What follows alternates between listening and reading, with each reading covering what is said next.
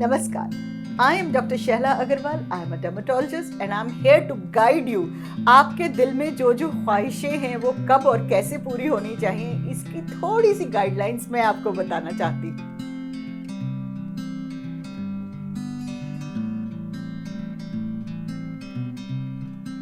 आज हम बात कर रहे हैं टैटूज की। आजकल टैटू एक फैशन हो गया है, एक स्टेटमेंट हो गई है, लेकिन क्या सही है और क्या नहीं है, इस पे अगर आप थोड़ा सा ध्यान रखें टैटू बनवाएंगे तो बाद में जो टैटू रिमूवल पे हजारों रुपए खर्च होते हैं ना, उससे बच जाएंगे। टैटू जो है वो एक इंक को डर्मिस में डिपॉजिट कर रहा है। स्किन में आपने देखा है कि एक ऊपर की लेयर होती है सतह एपिडर्मिस और एक होती है डर्मिस। तो डर्मिस डीप लेयर है, इसलिए उसमें जो भी इंक डिपॉजिट हो जाएगी वो परमानेंट हो जाती है। तो ब्लैक इंक जो है उससे एलर्जी नहीं होती, ऑलमोस्ट ना के बराबर होती है।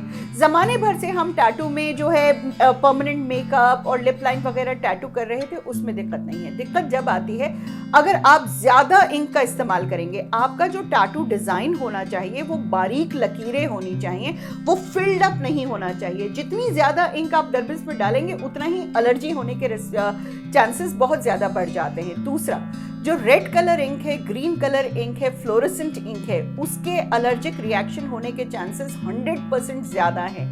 और उसके अलावा जब आप कभी टैटू रिमूवल पे जाएंगे तो इनको मिटाना बहुत ज्यादा इम्पॉसिबल हो जाता है।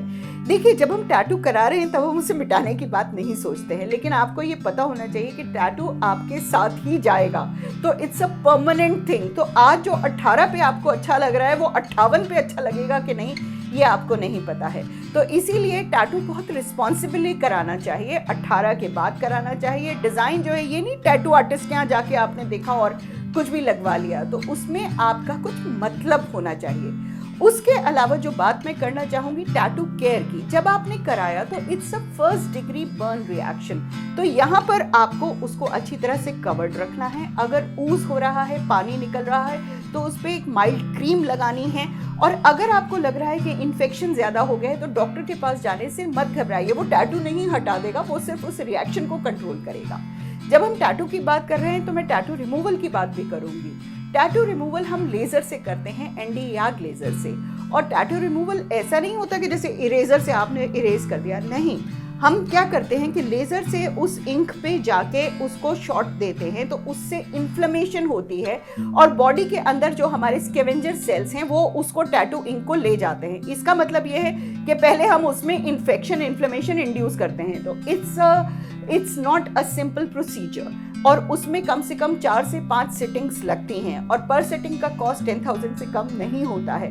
तो टैटू बनवाने में जो आपने 100 रुपए खर्च किए थे, हटवाने में वो 50,000 रुपए से कम नहीं लगते हैं। तो ये सब बातें सोच के टैटू डिजाइन को ढंग से सोचिए, ढंग से बनवाइए। उसका अपनी जिंदगी में कुछ अहमियत होनी चाहिए, और कोशिश करके टैटू ऐसी जगह बनवाइए जहां डायरेक्ट सनलाइट ना पड़े, बिकॉज सन से इरिटेशन कई बार हो सकती है। तो अगर आप टैटू रिस्पॉन्सिबली बनवाएंगे तो, और 18 के बाद बनवाएंगे तो कोई भी आपको मना नहीं करेगा। अगर आपके दिमाग में कोई डिजाइन है उसको बनाइए, अपने किसी भी डॉक्टर फ्रेंड से उसके बारे में हल्की सी सलाह ले लीजिए। तो जनाब, लेट्स अप को डाउनलोड कीजिए और आपके दिमाग में या आपके मन में जो भी बात आती है हमें बताइए। We'll take care of it and we'll talk about it till we meet again. Thank you.